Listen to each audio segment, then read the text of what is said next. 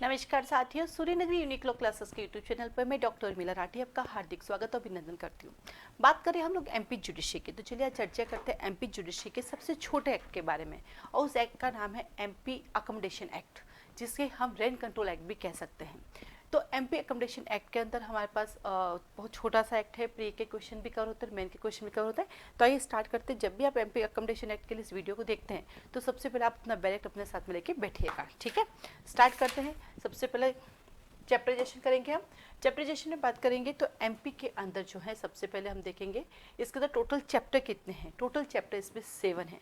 Total section कितने? Total section 51 है।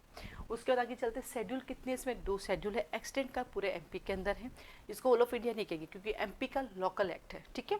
और इसका सिग्नेचर कब हुआ? इसके 25 दिसंबर को। सिग्नेचर कब हुआ? 25 दिसंबर को।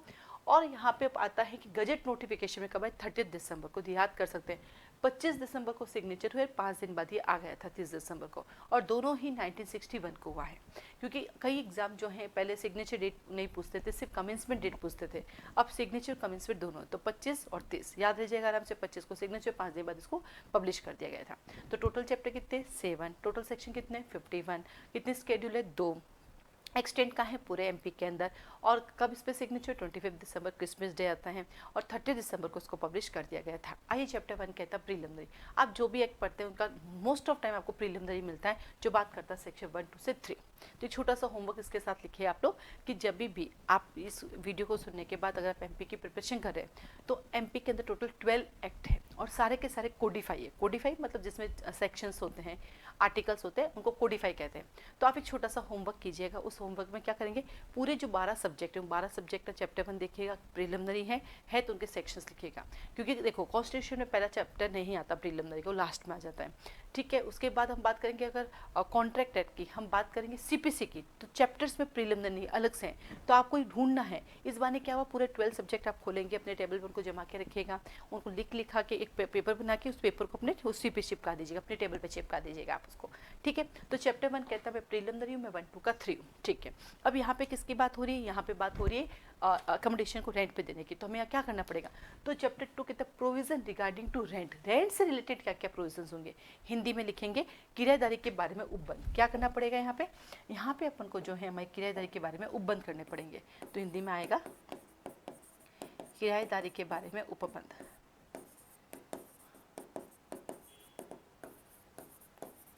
यानी यहाँ पे डिसाइड होगा कि कितना रेंट होगा, क्या रहेगा क्या नहीं रहेगा। Section 4 to 11। तो सेक्शन 4 क्या कहता है, अपना बैरक खोलेंगे। सेक्शन 4 कहता है सर्टेन कंडीशन के अंदर कैसे रेंट हम डिसाइड करेंगे, सर्टेन अकोमोडेशन के लिए कैसे रेंट होगा।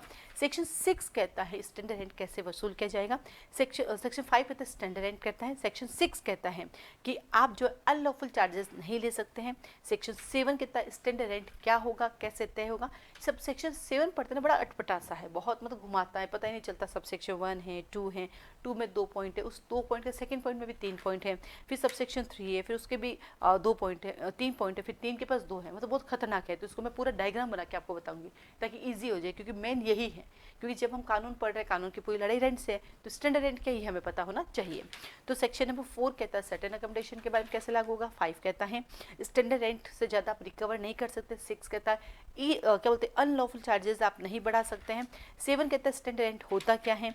8 कहता है कि आप लॉफुल कब इंक्रीज कर सकते हैं, कब नहीं। जब आप इंप्रूवमेंट करेंगे तो इंक्रीज करना पड़ेगा, तो लॉफुली कब इंक्रीज हो सकता है, कब नहीं हो सकता है।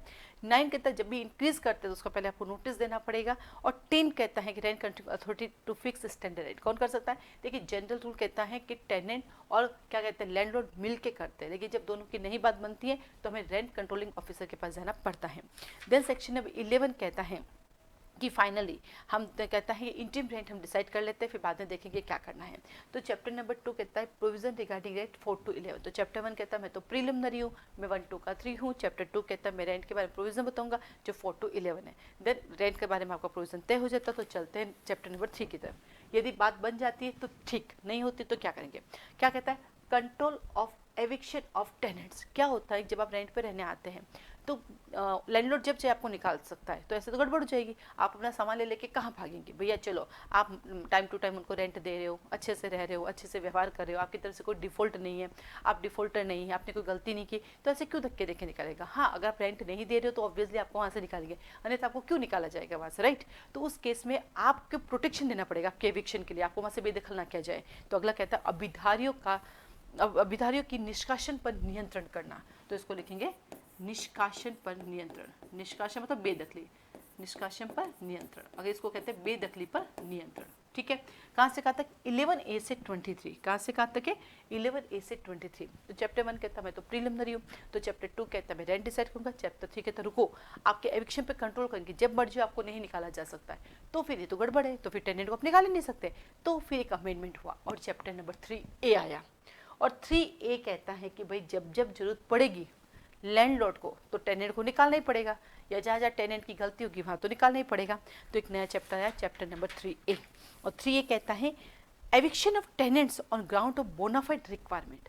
यदि लैंडलॉर्ड को सद्भावना पूर्वक उस प्रीमाइजेस की रिक्वायरमेंट है, उस अकोमोडेशन की रिक्वायरमेंट है, तो फिर फाइनली क्या करेंगे, वो टेनेंट को वहाँ से क्या कर सकते हैं, वहाँ से निकला सकते हैं, एविक्शन कर सकते हैं।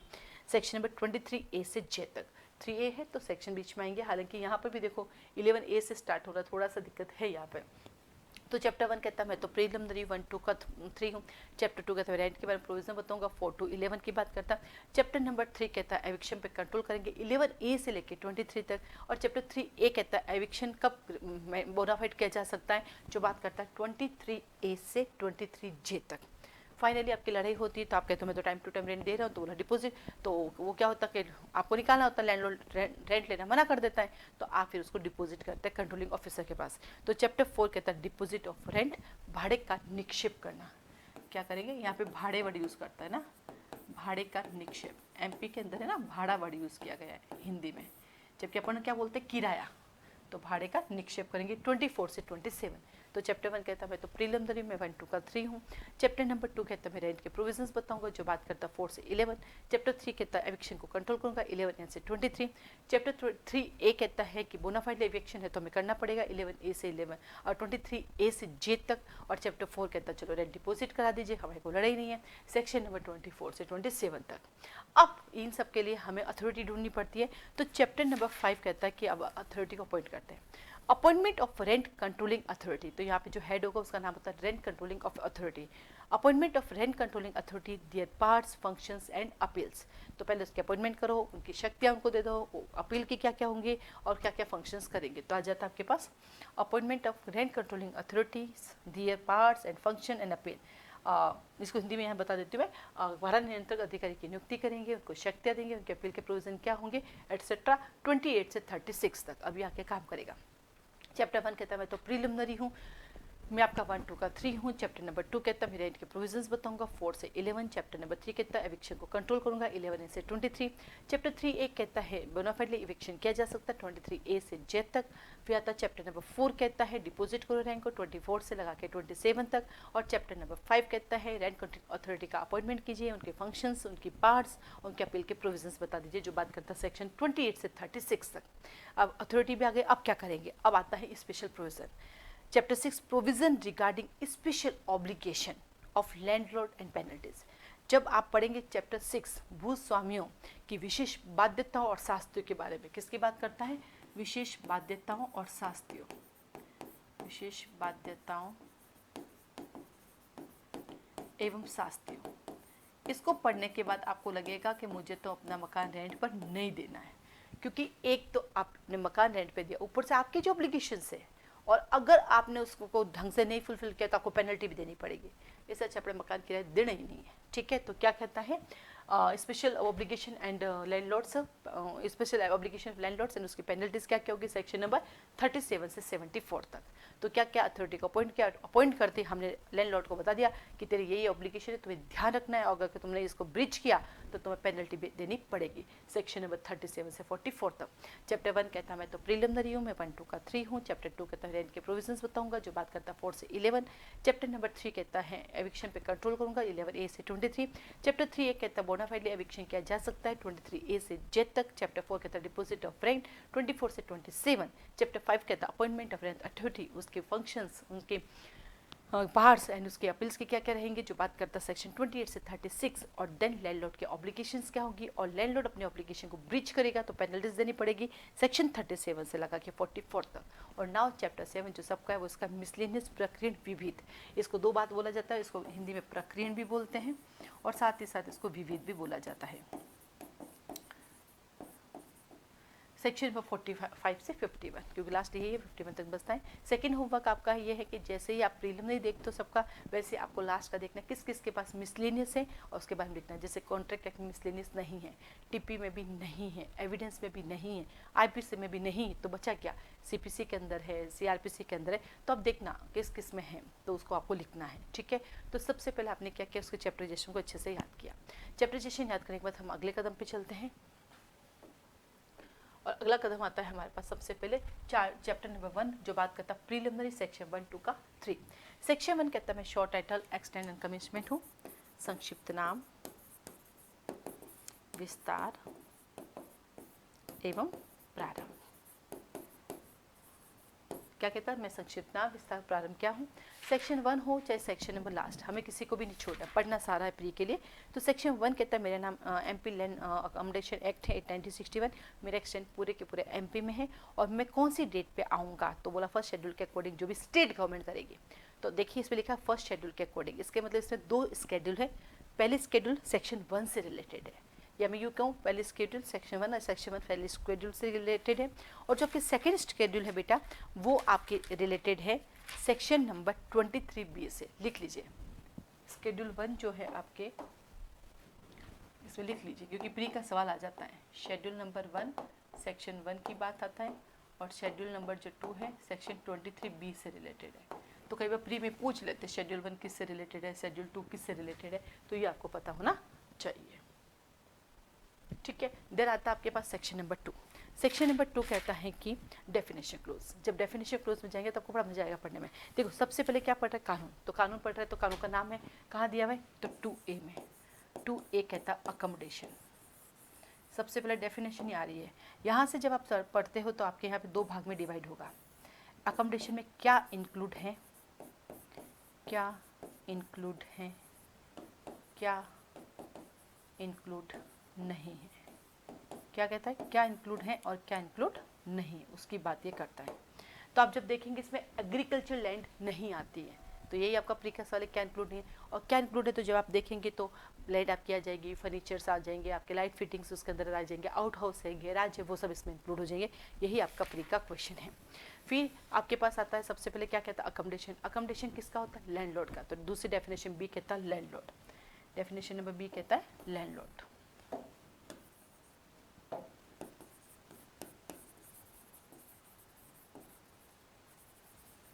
लैंडलॉर्ड यानी भूस्वामी है आपका। जब आप ये पढ़ेंगे तो इसमें आपको कुछ शब्द मिलेंगे। लैंडलॉर्ड इटसेल्फ तो है, ये साथ साथ अंडरलाइन करके इसमें और है 3 जने, ट्रस्टी, गार्जियन और रिसीवर। आप खुद हो सकते हैं, आपका ट्रस्टी हो सकता है, आपका गार्जियन और आपका रिसीवर, ये सभी लैंडलॉर्ड में शामिल होते हैं। क्योंकि कई बार लैंडलॉर्ड आउट ऑफ इंडिया रहता है, उसका यहाँ पे मकान है, तो जो उसके मकान की देखरेख करता है वो भी हमारा क्या है, लैंडलॉर्ड की काउंटिंग में आता है। अब यहाँ पे रिसीवर आया, तो जैसे आप पढ़ाई करते हो और ऐसे दिखता है ऐसी चीज़ पहले भी हमने कहीं देखी है, तो आप तुरंत प्रभाव से उसको अंडरलाइन करेंगे और अंडरलाइन करके लिखेंगे CPC order number 40। CPC order number 40 में दिए गए कितने रूल है, 5। तो इससे क्या होता है, जब आप ऐसी चीज़ों को लिखते हैं तो वो चीज़ें आपको याद होनी स्टार्ट हो जाती है, तो वहाँ पे आपको बेनिफिट उसका मिलता है, ठीक है। देन आता है आपके पास सी, लॉफुल इंक्रीज करना। तो क्या कहा, पहले अकोमोडेशन आया, फिर लैंडलॉर्ड को बनाया। लैंडलॉर्ड अपने रेंट को क्या करेगा, लॉफुली इंक्रीज करता रहेगा। तो 2C कहता है लॉफुली इंक्रीज करना। क्या कहता है आपके पास, विधिपूर्ण वृद्धि की जाएगी। सी कहता है विधिपूर्ण वृद्धि किसकी करोगे, याद करने के लिए मैं तो लीज दिखानी पड़ेगी, उसके लिए आपको क्या करना पड़ेगा, 2D कहता है मैं तो लीज दिखाऊंगा, ठीक है, यानी पट्टा दिखाऊंगे। अब देखो जैसे पट्टा आया, फिर आपको कुछ ये जस्ट बताया गया कि पट्टा देना, पट्टा का मतलब इसमें सब लीज भी इंक्लूड होती है, बस इसका याद रखना, ठीक है। अब जैसे लीज शब्द आता था, आपके दिमाग की बत्ती घूमनी चाहिए, और घूमने के लिए आपको क्या करना पड़ेगा, आपको याद करना पड़ेगा टीपी एक्ट।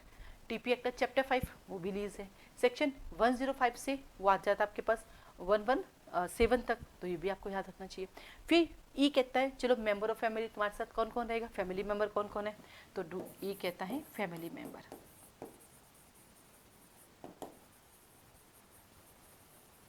अब आपके फैमिली मेंबर कौन कौन है, इसमें सब आ जाएंगे, आपके भाई, आपकी बहन, आपके चाचा चाची। ये सबसे बड़ा सरप्राइज है कि इसमें आपके चाचा चाची भी आ रहे हैं। बाकी जैसे राजस्थान का पढ़ोगे तो सिर्फ आपके पेरेंट्स आते हैं, आपके बच्चे हैं, यदि फीमेल ने लिया तो उसका हस्बैंड आता है, मेल ने लिया तो उसकी वाइफ आती है। पर मुझे एमपी में एक गजब का लगा कि इसमें हस्बैंड वाइफ हैं, आपके बच्चे हैं, आपके माता पिता हैं, दादा दादी हैं इसके अंदर, मतलब माता पिता, और उधर अपनी मदर साइड नाना नानी भी इसमें इंक्लूड हो जाते हैं, साथ ही साथ भाई भी है इसमें, आपकी चाचा चाची हैं, उनकी पत्नी भी है, इतने सारे लोग इसमें शामिल हैं, ठीक है। और साथ साथ इन्होंने कहा और भी कोई जॉइंट फैमिली वाले हैं, उनके कोई डिपेंडेंट है तो वो भी इसमें इंक्लूड है। यहाँ पे एक वर्ड यूज़ किया गया है डिपेंडेंट। तो डिपेंडेंट की डेफिनेशन जनरली हम कहाँ पढ़ते हैं, हम हिंदू लॉ में पढ़ते हैं। जब आप हिंदू मेंटेनेंस एंड क्या बोलते हैं अडॉप्शन एक्ट पढ़ते हैं, तो वहाँ पे सेक्शन 21 में एक लिस्ट दी गई है कि कौन आपके डिपेंडेंट हो सकते हैं, वहाँ पे दिया गया है। तो 2A में अकोमोडेशन आया, 2B में लैंडलॉर्ड को बुलाया, 2C में लॉफुल इंक्रीज किया, 2D में लीज दिखाया, 2E में बताया मेरी फैमिली मेंबर कौन कौन है। फिर आता है आपके पास 2F। इन सब के लिए हमें किसके पास जाना पड़ेगा, रेंट कंट्रोल अथॉरिटी के पास जाना पड़ेगा। तो 2F कहता है रेंट कंट्रोलिंग अथॉरिटी। इसके साथ मैं ऑब्लिक करके लिखूंगी चैप्टर 5। क्यों लिखूंगी, क्योंकि अभी हमने चैप्टर 5 पढ़ा जिसमें रेंट कंट्रोलिंग अथॉरिटी की अपन ने की थी, अपॉइंटमेंट की थी, तो इसलिए मैं तुरंत प्रभाव से 5 लिख दिया। और साथ में मैं सेक्शन भी लिखूंगी, सेक्शन नंबर 28 से 36। क्यों लिखा ये, सिर्फ अपने आप को याद कराने के लिए कि हाँ मैंने और भी इसको कहीं पढ़ा है। इन चीज़ों को जब बार बार लिखते हो तो चीज़ें बीच में से याद होने शुरू हो जाती है, नहीं तो इतना सारा है, अब बीच में से कब याद करोगे, कैसे याद करोगे, तो बीच में से याद करने के लिए भी हमें करना पड़ता है। देन आता है आपके पास, फिर आता है रिपील एक्ट। इसके पहले भी तो कोई कानून चलते थे जो कि अब रिपील हो गए, 2F 2G रिपील एक्ट। इससे पहले जो थे GH उनको अब हटा दिया गया है, अब नया कानून आ गया है। और फिर आता है H। एच कहता है standard rent, very very important है, जिसकी डिटेल सेक्शन 7 में पढ़ेंगे। तो स्टैंडर्ड रेंट क्या होता है, कैसे होता है, उस स्टैंडर्ड रेंट को हम कहाँ पढ़ेंगे, सेक्शन 7 में। तो ये वेरी इंपॉर्टेंट है, जब भी मेन एग्जाम में आपके स्टैंडर्ड रेंट आता है सेक्शन नंबर 7, तो वहाँ पे स्टार्टिंग 2H से आपको करनी है, देन सेक्शन 7 को आपको लिखना है। फिर आता है 2I। 2I कहता है टेनेंट। कौन आया, टेनेंट आया। कैसे याद रखना है, आई टेनेंट आई, तो ऐसे आपको कभी भूलोगे नहीं टेनेंट को। सारी खेल तो इसी का है, ये है तभी तो अकोमोडेशन एक्ट बनता ही नहीं है। ये है आपका किराएदार। टेनेंट में कौन शामिल है बेटा, जो किराए पे रहने आएगा वो शामिल है। हाँ, कभी कभी टेनेंट को उस जगह पे खाली करने के लिए डिक्री या ऑर्डर दे दी जाती है, फिर भी वो बैठा रहता है तो भी टेनेंट ही कहलाता है। लेकिन क्या कहा कि जिसका टाइम कंप्लीट हो गया फिर भी कंटिन्यू रहा है वो टेनेंट है, लेकिन जहाँ पे डिक्री ऑर्डर दे दिया फिर भी वो बैठा हट नहीं रहा तो टेनेंट नहीं है, और वो ट्रेसपासर हो जाता है। देखो लास्ट लाइन अंडरलाइन करा, जिसको एविक्शन का ऑर्डर दे दिया है नाउ वो टेनेंट नहीं है। इसका मतलब अगर वो खाली नहीं करता उसमें ट्रेसपासर का केस कर सकते हैं। ट्रेसपासर टॉर्ट में पढ़ते हैं, क्रिमिनल ट्रेसपासर हम कहाँ पढ़ते हैं, आईपीसी में पढ़ते हैं, राइट, आईपीसी सेक्शन 441 में। तो जिसको एक बार एविक्शन का ऑर्डर देने के बाद भी आपकी जमीन पे बैठा रहता है, दैट इज कॉल्ड ट्रेसपासर। तो लिखो वेरी इंपॉर्टेंट है, जब टेनेंट को पढ़ते हो तो उसको भी 2 भागों में डिवाइड करना है आपको, कौन इंक्लूड है, कौन इंक्लूड नहीं है, कौन इंक्लूड है और कौन इंक्लूड नहीं है। और यहाँ पे आपकी डेफिनेशन क्लोज खत्म, पता भी नहीं चला, आपको याद भी हो गई। तो क्या कहा, 2A में आपके पास आता है आपका अकोमोडेशन, 2B में आपको लैंडलॉर्ड को बुलाना पड़ता है, 2C में लॉफुल इंक्रीज करता है, 2D में लीज दिखाता है, 2E में अपने फैमिली मेंबर से मिलाता है, 2F में रिपील एक्ट हो गए थे, 2H के अंदर हमारे पास क्या आया था, स्टैंडर्ड रेंट आया था, 2I में टेनेंट आ गया, अभी डेफिनेशन क्लोज खत्म हो गया। तो इसे बार बार रिवाइज किया करो तो चीज़ें खुद से आने लग जाती है। और then section 3 is a very very important, और ये बताता है कि MP में, होल MP में इसका एक्सटेंड होने के बावजूद भी कहाँ कहाँ ये एक्ट अप्लाई नहीं होगा, वो प्री का क्वेश्चन है, साथ में मेन का क्वेश्चन भी देता है। तो सेक्शन 3 कहता है पूरा एग्जाम्पशन है, act not apply to certain, कौन कौन कर सकता है, आपकी स्टेट गवर्नमेंट कर सकती हैं, आपके लोकल गवर्नमेंट भी आपको छूट दे सकती है। तो वो प्रोविजंस क्या क्या है? तो सेक्शन 3 कहता है, नंबर ए कहता है गवर्नमेंट की कोई प्रॉपर्टी है, नंबर बी कहता है लोकल अथॉरिटी की कोई प्रॉपर्टी है, और नंबर 3 कहता है गवर्नमेंट की ऐसी प्रॉपर्टी जहाँ पे गवर्नमेंट ने एजुकेशन पर्पज़ के लिए, रिलीजियस पर्पज़ के लिए रख रखी है, वहाँ पे गवर्नमेंट खुद आपको एग्जिबिशंस दे सकती है। तो लिखो वेरी वेरी इंपॉर्टेंट सेक्शन 3। ठीक है, तो इस तरह से आपको पूरा कॉम्पिटिशन एक्ट पढ़ना है, अच्छे से लिख लिख के करना है, आपको अच्छे से याद हो जाएगा। अब नेक्स्ट वीडियो के अंदर जो है, क्योंकि मैंने जैसे कहा कि मैं एक ओवरव्यू दूंगी पूरे के पूरे 12 सब्जेक्ट का, उसका फर्स्ट ओवरव्यू ये था। हर सब्जेक्ट के ऊपर ओवरव्यू रहेगा, साथ ही उसका चैप्टर 1 रहेगा, ताकि उसके बारे में समझ में कानून क्या कहता है। इसके अलावा जैसे कि आपको पता है, Suryanagari unique law classes online offline दोनों क्लासेस चलाती है। ऑनलाइन में जूम ऐप पर लाइव क्लासेस चलती है, आप ज्वाइन कर सकते हैं। एमपी के कोर्सेज भी अवेलेबल, इंडिया के सारे स्टेट के कोर्सेज अवेलेबल हैं। तो पहले 12 एक्ट होंगे कंप्लीट इनके, फिर हर एक्ट के 10 क्वेश्चन का जो है ऑब्जेक्टिव सॉल्व कराऊंगी, ताकि उसको एक आइडिया रहेगा ऑब्जेक्टिव कैसे सॉल्व करना है। ठीक है, और हाँ, इन 12 एक्ट के सब्जेक्टिव भी कराऊंगी, लेकिन वो क्या बोलते हैं, फीस के साथ होगा ना, पेड होगा, वो यूट्यूब पे नहीं होगा, आप उसको अलग से ज्वाइन करके सीख सकते हैं। आज के लिए धन्यवाद। अधिक जानकारी के लिए मुझे कॉल कर सकते हैं, व्हाट्सएप मैसेज कर सकते हैं, कोर्सेज के बारे में आप जानकारी ले सकते हैं। आज के लिए धन्यवाद।